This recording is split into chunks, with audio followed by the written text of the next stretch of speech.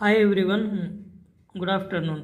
ఈరోజు మనం పరీక్షిత్ ఇంకో పేరు, అలాగే పరీక్షిత్ జననం, బ్రహ్మశిరో నామకాస్త్రాన్ని ఎవరు అడ్డుకున్నారు, ఆ తర్వాత పరీక్షిత్ అనే పేరు ఎలా వచ్చింది ఒకసారి చూద్దాం. ఉత్తరకు 10 నెలలు గర్భంలో ఉన్నటువంటి ఆ శిశువు తనను రక్షించడానికి పరమాత్మ ఇంకా రాలేదని ఆవేదనతో ఉంటాడు.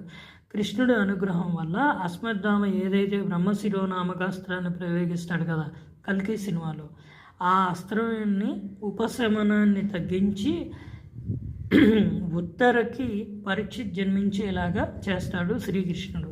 అతని పేరు పరీక్షిత్, అసలు పేరు విష్ణురాతుడు అని పేరు పెడతారు.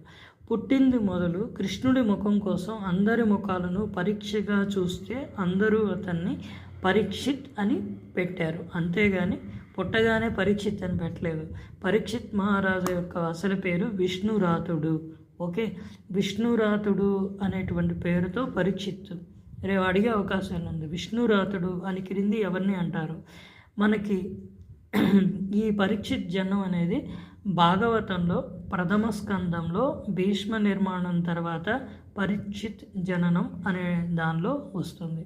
భాగవతం చాలా ఇంపార్టెంట్, మహాభారతానికి కంటిన్యూ అయినటువంటి topic. Okay, subscribe my channel. Thank you.